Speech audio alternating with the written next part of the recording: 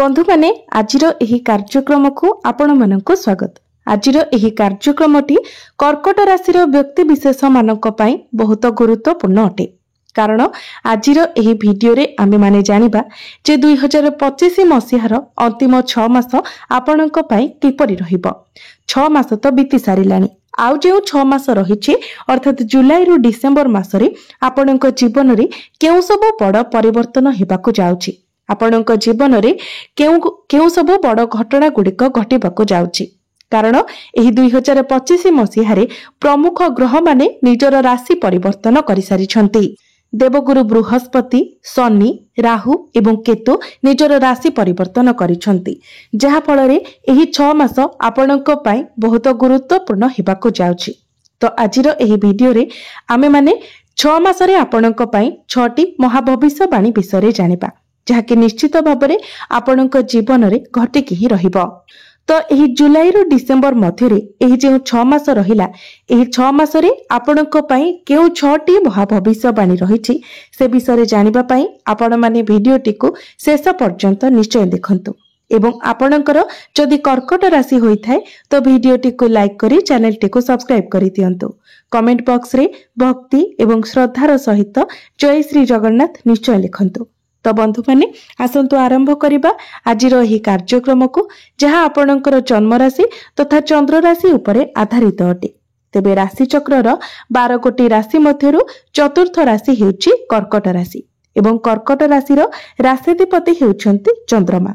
तेबे बंधु माने जुलाई मास आरंभ रे आपणक कुंडलीर प्रथम भावरे विराजमान रहिछन्ति बुध, द्वितीय भावरे केतु एवं मंगल, अष्टम भावरे राहु, नवम भावरे शनि, एकादश भावरे शुक्र एवं आपणक द्वादश भावरे विराजमान अछन्ति गुरु एवं सूर्य। तो बंधु माने आसंतु जानि नेबा आपणक पई सर्वप्रथम भविष्यवाणी कोन रहिछि। तो बंधु माने आपणक कुंडलीर प्रथम भावरे विराजमान अछन्ति बुध एवं आपणक द्वितीय भावरे विराजमान अछन्ति मंगल।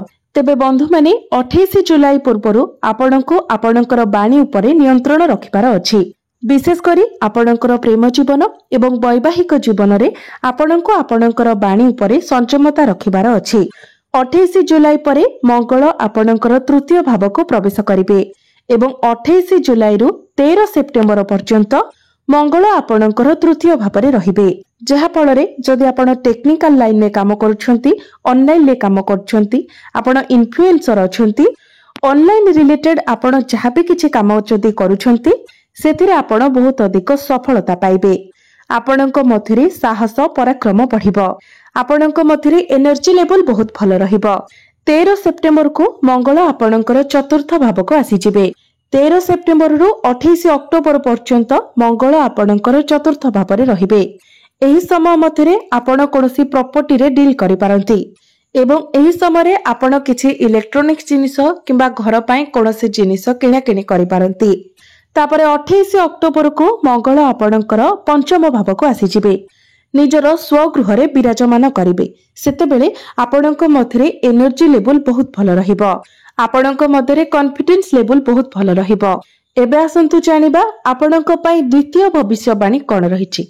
तो द्वितीय भविष्यवाणीटी आपणकर शिक्षा उपरे आधारित अटे। तो बंधु माने जुलाई मास आरंभ रे शुक्रंकर दृष्टि आपणकर पंचम भाव उपरे रहुछि एवं कोनोसी भी पाप ग्रहंकर दृष्टि आपणक पंचम भाव उपरे नाही।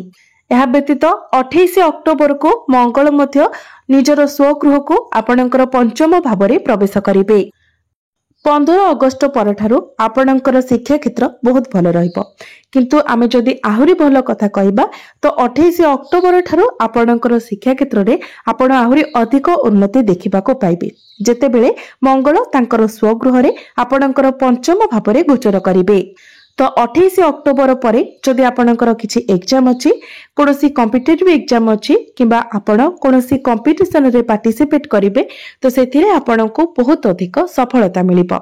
28 अक्टोबर परे पाठपढ़ा रिलेटेड जदि आपण किछि डिसिजन नियंती, कोनोसी भी स्टेप नियंती तो सेथिरे मध्ये आपणको सफलता मिलिबो। तेबे आपण जदि एडमिशन नेबा पई चाहुछंती, फॉर्म फिलअप करबा पई चाहुछंती किबा पाठपढ़ा रिलेटेड किछि बड़ डिसिजन नेबा पई चाहुछंती तो 28 अक्टोबर परे कले आपणक पई बहुत भल रहिबो। एबे आसंतु जानिबा आपणको पई तृतीय भविष्यवाणी कोन रहिछि।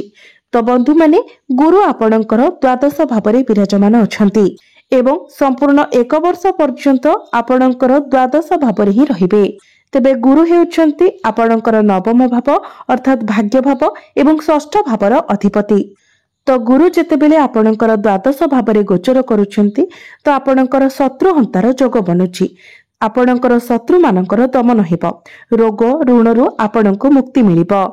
कारण गुरु आपणकर द्वादश भावरे रही निजर स्वगृह षष्ठ भावको देखुछंती। षष्ठ भावटी होइथाय रोग ऋण एवं शत्रुर भाव। तो जदि आपण पूर्वरु किछि ऋण करज नेइछंती एवं ताहाकु सुझिबारे आपण समर्थ होई पारुनाहंती तेबे वर्तमान आपणक पई से समय आसी जाइछि। निश्चित भाबरे आपण ऋण करज भाररु मुक्त होई परिबे। तेबे एही 6 मास मध्यरे आपणकर खर्च मध्य बढ़िजिबो कारण द्वादश भावटी होइथाय खर्चर भाव। आपण जेते भी निजर खर्च उपरे नियंत्रण करिबा पई चाहिबे किंतु खर्च आपणकर बढ़िजिबो। आपण खर्च को नियंत्रण करिबारे समर्थ होई परिबे नाही कारण गुरु आपणकर द्वादश भावरे गोचर करूछंती। तेबे बंधु माने गुरु हेउछंती चर्बीर कारक ग्रह एवं गुरु आपणकर द्वादश भावरे रोग स्थान रे विराजमान अछंती। तो एही 1 वर्ष मध्यरे आपणकर मोटापण बढ़ी जाई पारे किंबा आपण बहुत अधिक दुर्बल होई जाई पारंती। नचेत आपणकर लिवर डाइजेशन गैस्ट्रिक एसिडिटी भली प्रॉब्लम देखा देई पारे। तो आपण विशेष रूप रे आपणकर खाद्य प्रति ध्यान देबा उचित। एबे आसंतु जानिबा आपणक पई चतुर्थ भविष्यवाणी कोन रहिछि। तेबे बंधु माने शनि आपणकर भाग्य भावरे विराजमान अछंती एवं आपणकर भाग्य भावर अधिपति गुरु आपणकर द्वादश भावरे विराजमान अछंती एवं राहु आपणकर अष्टम भावरे विराजमान अछंती। तो एही 6 मास मध्यरे आपणकर किछि धार्मिक यात्रा होई पारे। आपण कोनोसी लॉन्ग ट्रैवल ले जाई पारंती। आपण एही समय विदेश यात्रा मध्य करि पारंती। एही तीनोटी मध्यरु किछि भी आपणक सहित होई पारे। हुएत आपण धार्मिक यात्रा करि पारंती किंबा दूर यात्रा करि पारंती किंबा विदेश यात्रा करि पारंती। तो जो माने विदेश यात्रा करिबा पई चाहुतिले सेमानक पई एही 6 मास सुवर्ण सुजोग हेबो एवं जो माने भारतीय अछंती एवं विदेश रे रही काम कार्य करूछंती तो आपणकर करियर रे मध्य ग्रोथ आसीबो। तो जो माने विदेश रे अछंती सेमानक पई निश्चित भाबरे किछि सकारात्मक परिवर्तन हेबो किंतु खर्च मध्य आपणकर अधिक हेबो।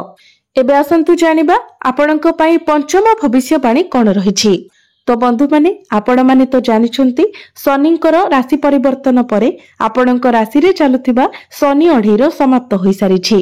तो शनि जेतेबेले आपणकर अष्टम भावरे थिले आपणकर दांत जनित समस्या देखा देउथिला, पारिवारिक अशांति देखा देउथिला। वर्तमान शनि आपणकर नवम भावरे गोचर करूछंती तो से सब जिनिस आपणकर सट आउट होई जिवो एवं वर्तमान जे माने उच्च शिक्षा करिबा पई इच्छुक अछंती आपणक पई उच्च शिक्षा करिबा पई बहुत भलो समय आसी जाईछि। पूर्वरु आपणकर जे पारिवारिक समस्या चलीथिला ताहा वर्तमान समाप्त होई जिवो। एही समय जदि आपण फैमिली प्लानिंग करंती तो आपणक पई बहुत भलो रहिबो। पूर्वरु आपणको आपणकर परिश्रमर फल मिली पारु नथिला। आपणको जेतिकी पारिश्रमिक मिलिबा कथा सेतिकी मिली पारु नथिला किंतु वर्तमान आपणको आपणको परिश्रमर मूल्य मिलिबो। पूर्वरु आपणको मध्यरे जो शंका रहितिला आपण जो डिप्रेशन रे रहउतिले आपणको ऊपरे बहुत चाप रहउतिला से सब कम होई जिवो। किंतु शनि आपणकर जेहेतु भाग्य स्थान रे अछंती तेनु तरबरिया भाबरे आपण कोनोसी डिसिजन नियंतु नाही किंबा कोनोसी कार्य मते तरबरिया होई करंतु नाही नचेत सेही काम रे आपणको बहुत बाधा विघ्नर सामना करबाको पड़िबो। होयतो कार्य रे आपण असफल मते होई पारंती। तेनु आपण जहा भी कार्य करूछंती ता पूर्वरु भलो भाबरे भाबे चिंती धीर स्थिर भाबरे आपण काम रे आगको बढ़ंतु। निश्चित भाबरे सेथिरे आपणको सफलता मिलिबो।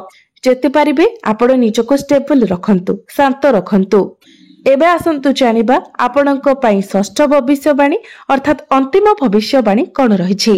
बंधु माने राहु आपणकर अष्टम भावरे एवं केतु आपणकर द्वितीय भावरे विराजमान अछंती। दीर्घ 18 वर्ष परे राहु आपणकर अष्टम भावरे गोचर करूछंती एवं केतु मध्य 18 वर्ष परे आपणकर द्वितीय भावरे गोचर करूछंती जहा फलरे आपणकर गभीर ज्ञान बढ़िबो।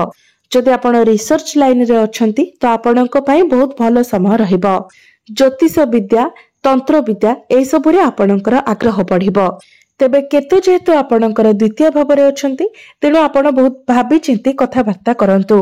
जो माने राजनीति क्षेत्र में अछंती सेमानंक पई बहुत भलो समय रहिबो, कारण केतु आपणकर द्वितीय भाव में रही आपणको चतुरता प्रदान करिवे। आपण केउठारे कोन कहिबा उचित, किपरि कहिबा उचित एवं केउ स्थान रे कोन करिबा उचित से सब मेंटालिटी केतु आपणको प्रदान करिवे।